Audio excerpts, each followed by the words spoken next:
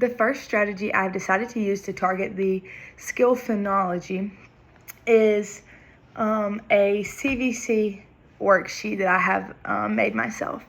I plan to use CVC words just to allow the students to be able to hear that sound and understand what letter may be missing. So to be able to connect those sounds, the students would then learn to write the sounds, to read the sounds, and to spell them out when they need to spell them.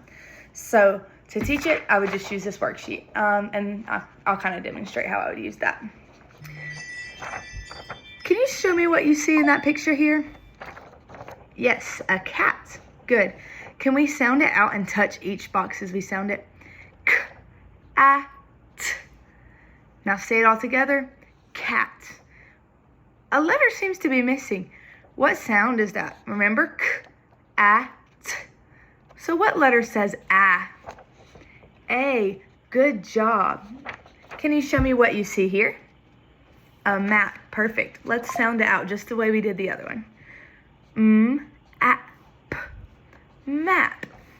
That middle sound is still missing on my paper, you see? Let's do it again. P. What's that sound we hear? Map. A. Good job.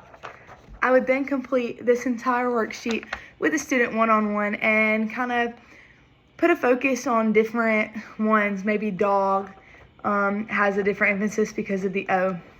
Whatever it is on whatever the student may be struggling with, because each student does learn differently. And so I think that this would be a great one-on-one or maybe a small group. If you had multiple students on kind of the same level and kind of the same area, this would be a perfect small group or one-on-one. The next strategy I had decided to go for targets morphology. To do this strategy, this is more of a group project. We could do this in small group or in whole class curriculum, like we could work together. So this actually comes with 2 papers that I have made because I want students to be able to look back and see it if they're struggling a little bit. So with morphology, we're going to work on our prefixes and suffixes.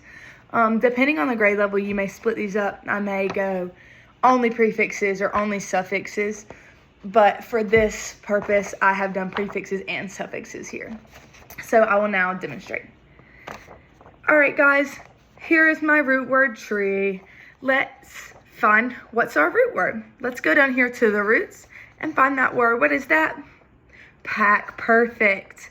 All right, up here in the trees, we're going to see our apples. What do our apples mean? Our apples can be a prefix or our apples can be a suffix. All right, what does prefix mean? Pre means before. Good job. Prefix means before, so it will become before the root word. What does suffix mean? Perfect. A suffix comes after my root word.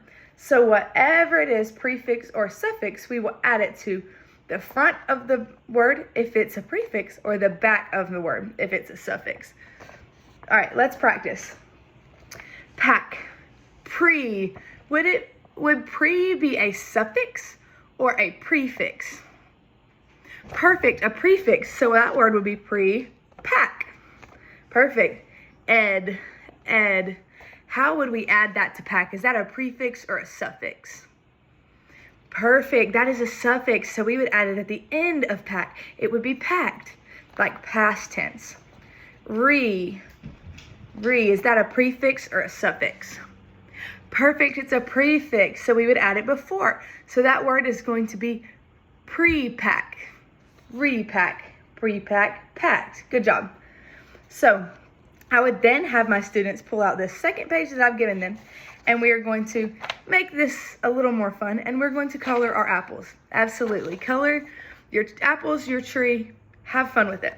Then we are going to take this sheet, we're going to write our name at the top, and it has 5 lines. If you'll notice, this worksheet has 5 apples. So what we're going to do is we're going to use all of our apples, the prefixes and suffixes in our apples, add them to our root word, and we're going to write those big words that we get on this piece of paper. So if you were to pick repack, you're going to write repack on number 1. And then if you were to use unpack, you're going to put unpack.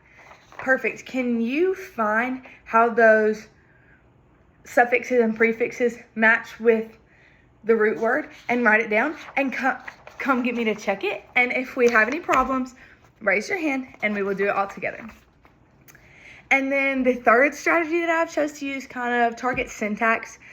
So it kind of focuses on sentence formation. So this one is a little different from my other two. I know the other two that I've made have been worksheets.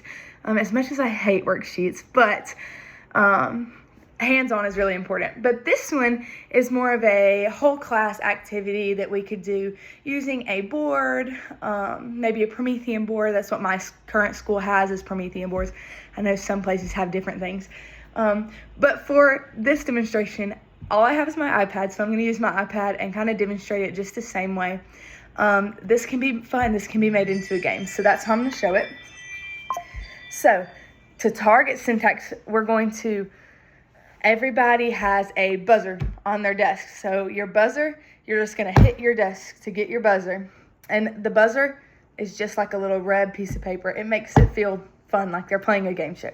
So I would put my slides up on the board and I would go, all right, guys, which one of these sentences sounds right? The cat is fast, or the fast is cat. Hit your buzzer if you think it's the cat is fast. Now hit your buzzer if you think it's the fast is cat. Perfect. Does the fast is cat sound right? No, you guys are so smart. The cat is fast is correct. The fastest cat sounds so silly. And that's how I would just do that. Just continue to do that with multiple slides.